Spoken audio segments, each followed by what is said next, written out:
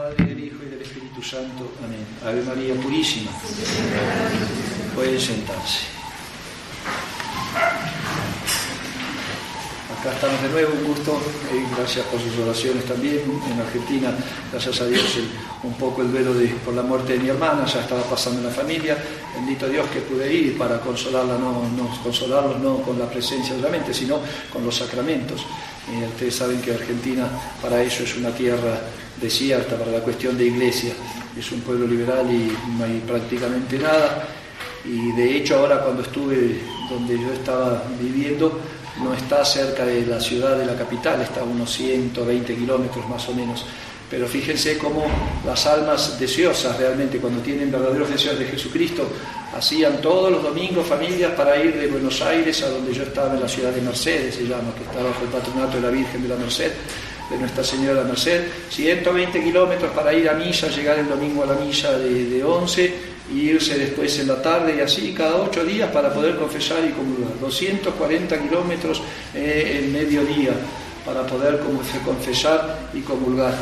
Nosotros, hijos que tenemos los sacramentos acá y que está el sacerdote sentado esperando en el confesionario, ahí pasamos con indiferencia.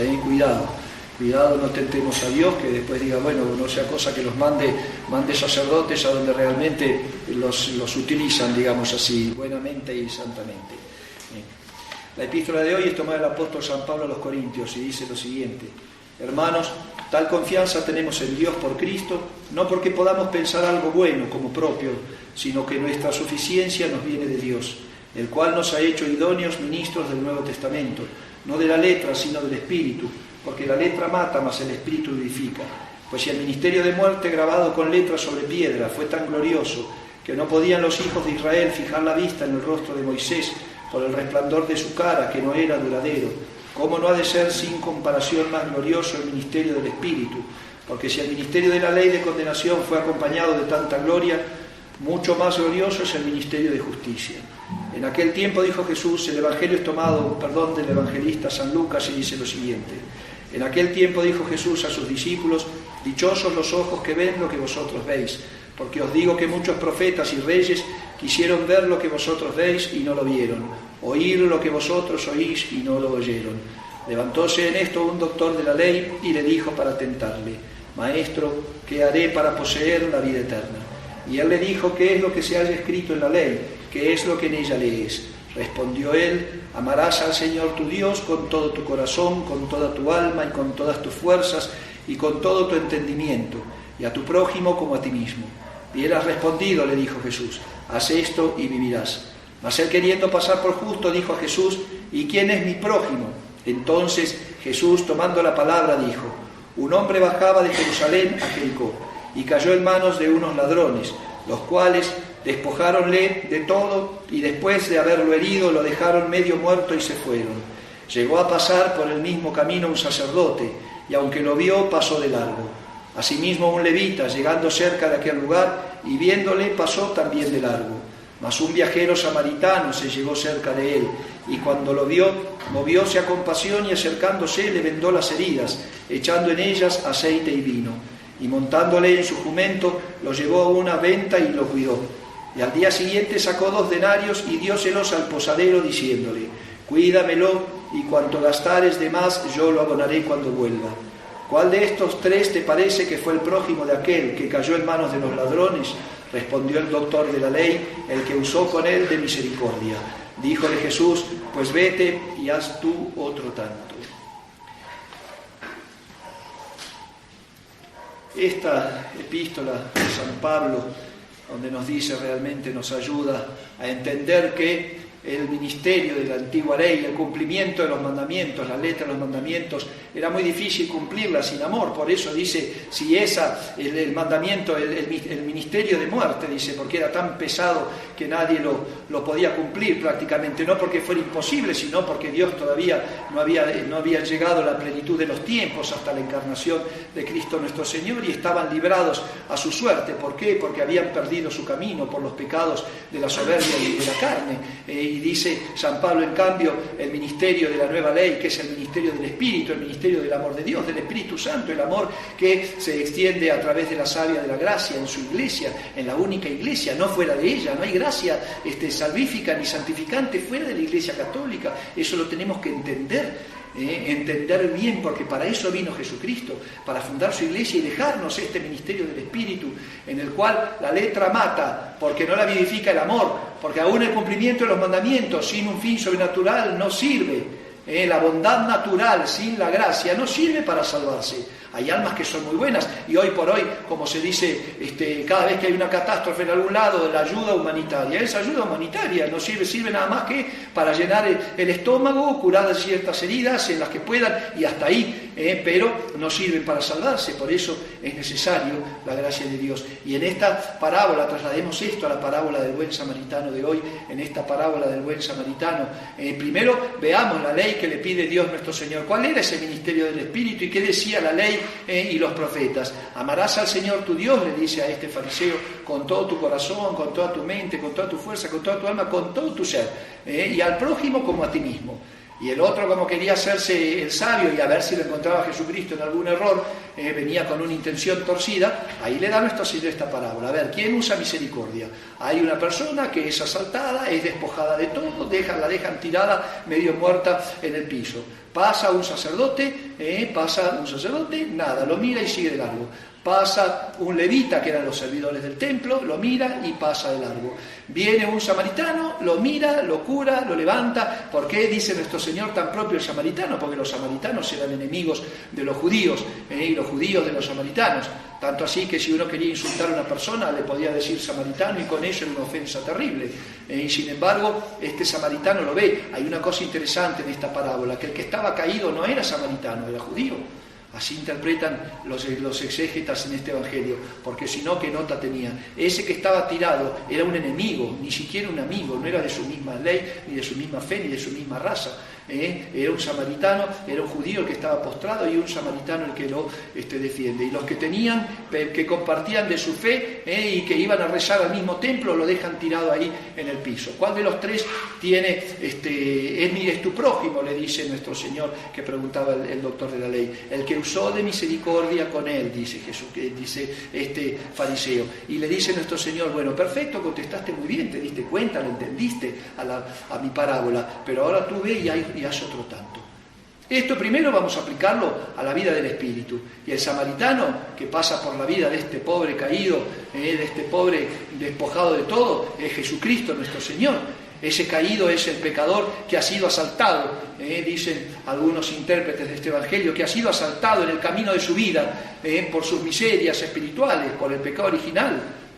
Por esa mala inclinación a las cosas de la carne y a la soberbia del espíritu y a la curiosidad de la vida, como dice San Juan. Y eso, el mundo y el demonio que nos despojan de todo, el pecado mortal que nos deja tirados ahí muertos hasta que pasa Jesucristo nuestro Señor. Uno tiene que entender, el pecado mortal despoja, eso yo se los predico en los retiros, es como un tsunami. Cuando pasa el pecado mortal en la vida del ser humano, y más cuando se hace habitual, peor todavía cuando se hace costumbre de las faltas graves, que ya no se siente ni siquiera el dolor, es como un tsunami, despoja todo. Habían almas, el alma que es piadosa o un alma que puede querer vivir bien, empieza a caer en pecados mortales y ¿qué le queda? No le queda nada, le queda una tristeza profundísima. Una vez saldrá el pecado, otra vez, pero cuando se va acostumbrando a ese pecado, queda una tristeza y muchas veces hasta una enfermedad, una depresión que se enfermiza. ¿Pero por qué es eso? Por el cargo de conciencia, por la soledad de vida, porque sabe el pecador que estando en ese pecado, pudiendo salir de él, no acepta la ayuda de este buen samaritano Jesucristo, Señor nuestro, que para eso vino para curar nuestras heridas. Y después nosotros hacemos otro tanto, tenemos el corazón, si vivimos en pecado mortal, tan endurecido, que no entendemos la miseria del otro, no entendemos la debilidad del otro, no entendemos la fragilidad del otro también. Y exigimos, y eso pasa, ojo, más que en las almas que viven en gracia, porque tratan de trabajar ese amor de Cristo en su corazón, esa presencia de Dios por la gracia, esa divinización de sus obras, digamos así. ¿Por qué? Porque uno cuando está en gracia trata de hacer las cosas bien. Trata de ser bueno, trata de ser compasivo, le lucha, le pelea. Si se da cuenta que falta, bueno, espero el domingo que me voy a confesar, hago un acto de contrición. Pero el alma del pecador, el pecado mortal, es un alma de una soberbia diabólica. Y es una nota propia del alma que vive lejos de Dios, ser un tirano con el prójimo, ser un déspota, exigir, exigir, exigir, exigir y nunca dar. Pide comprensión, pide entendimiento, pide ayuda, pide solicitud, pide cariño, pide atención, pide todo y no da nada. Porque el pecado mortal lo despojó de todo buen sentimiento. De todo buen sentimiento. Es increíble, hijos míos. Entonces, entremos en nuestros corazones para ver realmente cuál es nuestra situación. Porque nuestro Señor pasa. Golpea la puerta, dice en el Apocalipsis. Si tú le abres, entraré y cenaré contigo y mi Padre vendrá y haremos morada en ti. Si tú me abres, si abres la puerta del corazón. Pero esas veleidades del pecador que está el otro día, sí, mañana me voy aquí. Mañana responde lo mismo. Y mañana voy a decir lo mismo, mañana, ¿por qué? Porque está agarrado con las ocasiones de pecado, porque tiene miedo. Muchas veces el pecador ni siquiera quiere salir de su pecado, porque sabe que saliendo del pecado tiene que cambiar. Entonces no es que le tenga miedo a Dios, es mentira, el pecador no le teme a Dios, porque si no, no pecaría. Si el pecador tuviera realmente ese temor de Dios, que sabiendo que hay un Dios que, como dice en el Evangelio de nuestro Señor, no le temas a los hombres, que lo único que pueden hacer es matarte. Témele a Dios que puede mandar tu alma a la gehenna, al infierno. Pero el pecador no le teme a Dios, por eso sigue pecando. Lo que tiene temor y miedo y cobardía es de que tiene que cambiar. Tengo que dejar estas ocasiones de pecado. Tengo que arreglar esto en mi alma. Tengo que pedir perdón si he ofendido a mis enemigos. Tengo que pagar mis deudas si la tengo, que no quería. Y todo lo que puede ser en una condición de vida. De la vida de habitualmente vivir en pecado mortal. Pero y así se va pasando la vida hasta que venga la muerte. Y el día que venga la muerte, Jesucristo nos va a decir, paseas por el camino de tu vida cuando estabas tirado esta vez, aquella vez, la otra, con un cargo de conciencia, con una enfermedad, con el fallecimiento de un ser querido, con una contradicción. Pasé por tu vida tantas veces y ni siquiera quisiste agarrar mi mano. ¿Por qué ahora que te estás muriendo, Señor, Señor? No te conozco, dice Jesucristo. Si tenemos en esta vida, hijos míos, que andamos ahí despojados, cuando se vive en pecado mortal, despojados de la gracia, si tenemos todo el tiempo del mundo para poder salir del pecado, ¿cómo vamos a esperar el último día de nuestra vida? Y ese último día de nuestra vida sí vamos a decir, ay Señor, perdóname. No hay disposición del alma. No hay alma dispuesta, imposible que se disponga en un instante, salvo una gracia de Dios que normalmente no la da. Porque la gracia que Dios dio fueron todos los años que vivimos. Por eso, hijos míos, cuidado, que Dios nuestro Señor, buen samaritano, no se canse de pasar por nosotros y vaya a golpear la puerta de otro corazón y no golpee más la nuestra. Entremos en nuestros corazones para entender bien lo que hoy le dice Dios nuestro Señor a este doctor de la ley que se hacía el sabio y no sabía nada. Muy leído pero poco entendido. Ve tú y haz otro tanto. Amarás a Dios que dice la ley, con todo tu corazón, con toda tu fuerza, con todo tu ser. Y amarás al prójimo como a ti mismo. Entonces ahora, si uno se ama a uno mismo y desea la salvación, también hay que desearla para el prójimo. Dios nos ha creado a su imagen y semejanza para alabarlo, hacer reverencia, servirlo y así salvarnos. Si eso lo quiero hacer yo porque es mi fin, y si no lo hago es indigno de Dios y es indigno de mí, porque no estoy cumpliendo el fin para el que fui creado, ¿cuánto más no voy a querer que mi prójimo, si yo lo amo de verdad? Si yo realmente amo en su corazón el alma y deseo su salvación, ¿cómo no voy a hacer algo para ayudar a salvarlo? Y eso entra hoy, hijos míos, si queremos ser buenos samaritanos con el mundo terrible que nos ha tocado vivir, tenemos que ser católicos perfectos. No solamente de pensamiento y palabra, de obras, que es lo peor. Porque Señor, Señor, dice cualquiera. Pero cumplir la voluntad del Padre está un poco más complicado, porque ahí tenemos estos enemigos que nos despojan. El mundo, el demonio y la propia carne. El hecho de no querer salir de la zona de confort, mañana me confieso, y yo se los dije muchas veces y se los vuelvo a decir ahora. ¿Ustedes creen que vamos a engañar a Dios? Que cerramos en el corazón, y ni siquiera a veces ni nos escucha porque sabe de dónde viene esa oración. Por eso, hijos míos, ser buen samaritano hoy en esta sociedad moderna es ser un ejemplo de virtudes. No solamente, como dice el santo cura de Ars, no solamente hay que ser santos, hay que parecerlo también. Pero el alma que trabaja verdaderamente la virtud, cuando pacifica sus pasiones, por supuesto que manifiesta a los demás otra cosa. ¿Qué es lo que manifiesta? La paz del corazón. La paz que da Dios, que no la puede dar el mundo. Y así vamos a ir. Por eso, cuidado. ¿Cuál es el problema nuestro hoy? Que en vez de ser luz en la oscuridad, nos hemos apagado tanto como esa luz, que se apagó la luz de la fe, en vez de mostrar nuestra fe en nuestras obras, en nuestros actos piadosos, en nuestra oración. En la oración, rezar bien, si se puede mucho y bien, pero por lo menos rezar bien lo que se reza. Eso es amar al prójimo. Hay un dogma en la Santa Fe que se llama la comunión de los santos. La gracia santificante es la misma que circula en todos los miembros de la Iglesia. Cuando están en gracia, los miembros en pecado mortal son miembros muertos.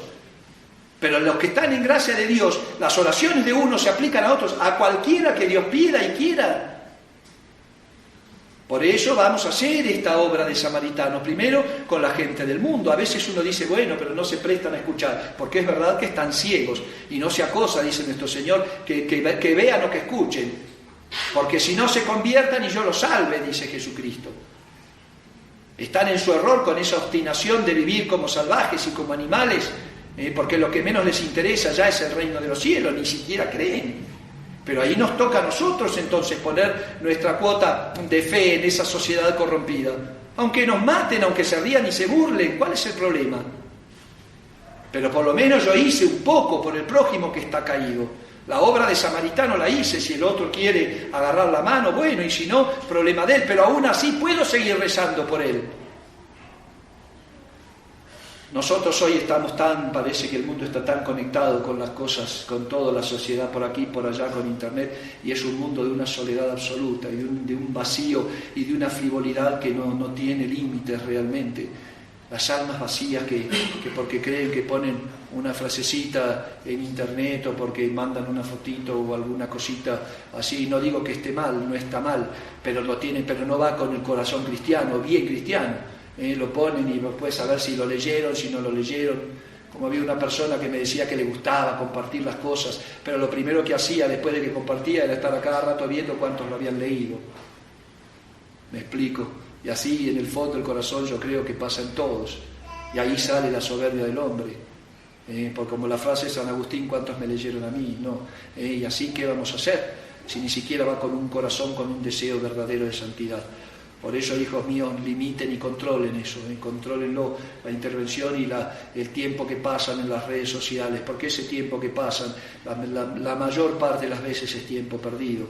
¿Cuántas Aves Marías dejaron de rezar? ¿Cuántas novenas dejaron de hacer? ¿Cuántos libros buenos dejaron de leer? Por creer que estando ahí poniendo fotitos de la Virgen y buenos días te de Dios y un conejito con un corazón, la vida está, ya hicimos el acto del día. Es increíble la insensatez del hombre moderno. El problema es que nos arrastran a nosotros. Y lo peor que cuando uno entra en eso, uno cree sí, pero hay libertad de expresión. Pero sí, hay libertad de expresión porque cada uno expresa lo que quiere, es una porquería, pero no hay libertad de alcance. A ver si me explico. Puedo expresarme, pero cuando se ve que lo que yo expreso es algo que molesta a los que están atrás de todo ese sistema de comunicación, que no es justamente una cosa de Dios, ¿qué hacen? Limitan el alcance a donde llegan, bloquean, y uno piensa que hace algo bueno y en realidad no llega a nadie. Porque sí, dice el gobierno mundial, te dejo que grites, patalees y digas, pero no te va a escuchar nadie. Si dices algo en contra de lo que yo pienso, no te va a escuchar nadie. ¿Entienden? Entonces no caigamos en ese juego del mundo moderno, del mundo que va caminando hacia su fin.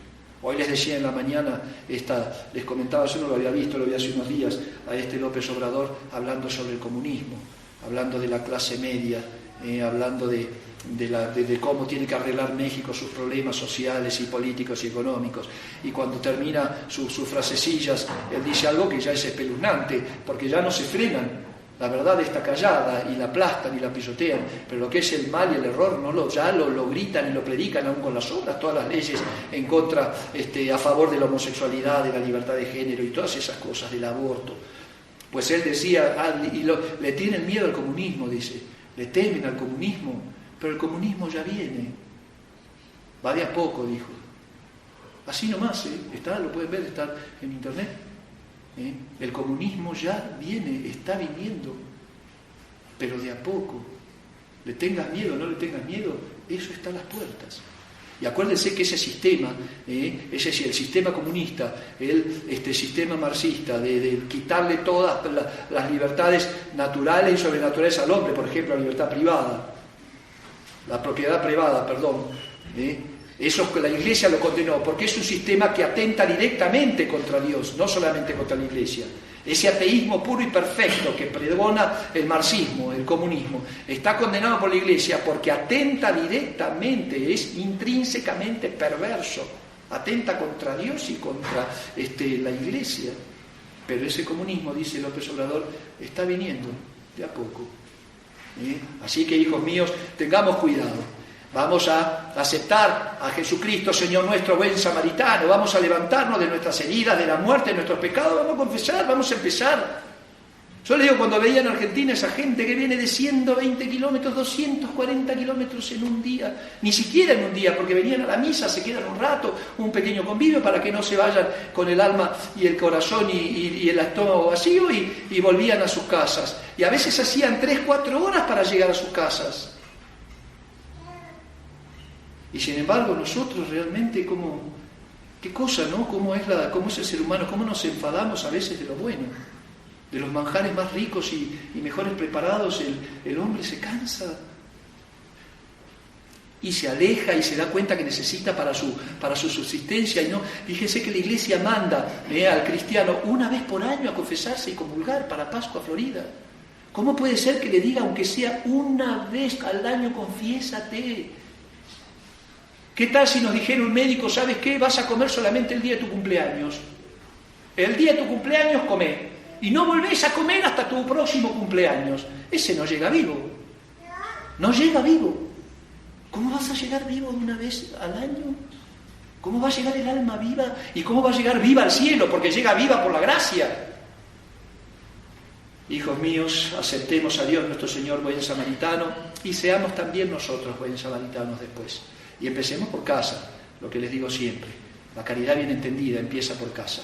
¿De qué me sirve haciendo como hacían los judíos, tocando la trompeta y dando limosnas y ayudando al que está en Irak porque hay que mandarle porque tuvo un terremoto y vengo a casa y el terremoto soy yo en mi casa y destrozo todo? Sean buenos samaritanos los esposos entre sí, los hijos con sus padres, los hermanos. Pobres padres de familia, yo les decía también en la mañana, a veces los padres de familia, uno están los jóvenes, hoy el centro son los jóvenes, pero a veces los jóvenes qué ingratos que son, qué ingratos y se deprime el joven, pero nunca piensan si el padre se deprime también o la madre, de tener que soportar la cruz de un hijo que le hace la vida de cuadros, con su rebeldía, con su ignorancia, con su desprecio, que le cree más a otros de afuera que a los que están adentro de su casa, que pueden corregir y llevarlos en camino. Porque ahora está la moda, los padres tienen que tratar a sus hijos y recibirlos si sufren y volver. Y pobres padres, yo he conocido muchos padres de familia que no pueden, no aguantan más ya, lo supera, digamos así, la situación y la realidad de sus hijos. Y no siempre porque hayan sido malos padres, porque a veces hoy el mundo también, si no tienen un control muy fuerte, también los hijos se pierden desde pequeños. Así que tengan cuidado, padres de familia, buenos samaritanos. Y así con todos, y rezar por los enemigos, rezar por los que nos persiguen, siempre, siempre, porque esa es el corazón universal de Dios, aunque no todos lo van a aprovechar, por eso Jesucristo también lo sabe, pero la redención puede abarcar 1000 universos. El límite no es que la redención sea limitada, la redención es infinita, el limitado es uno que no la quiere recibir. Pidámosle a la Santísima Virgen María, salus infirmorum, salud de los enfermos. Todos nosotros somos enfermos, hijos míos, enfermos de cuerpo y enfermos de alma. El pecado original nos pateó a todos, nos golpeó a todos. Pidámosle a Nuestra Señora que por favor nos no se canse ella también de ser buena samaritana con nosotros y que nos ayude a entender el sufrimiento del prójimo y por lo menos a alivianarlo y transmitir la fe. Vamos a transmitirle la fe hoy en este mundo, aunque sea un granito de arena, siempre algo se puede hacer, hijos. Pero para ello, empezar por casa, por el corazón de uno, por la familia, por el ambiente de trabajo, por el ambiente de amistades y así. Por lo menos que no quede de nosotros. Para que así, después de ayudarnos a llevar un poco la cruz de cada día, después de haber atravesado el mar tormentoso de esta vida, podamos ser recibidos en ese banquete eterno que Jesucristo tiene preparado para aquellos que le aman. Ave María Purísima. En el nombre del Padre, y del Hijo, y del Espíritu Santo. Amén. Ahora, después de la misa, a las 11:30, va a haber una plática sobre la situación de la Iglesia, un poco la historia de cómo llegamos a estos tiempos. Nos hace la caridad Gerardo Urbina, sobrino de Monseñor Urbina, que ya la venía preparando hace mucho tiempo. Está muy buena. Los que puedan quedarse, a las 11:30 tenemos esta plática.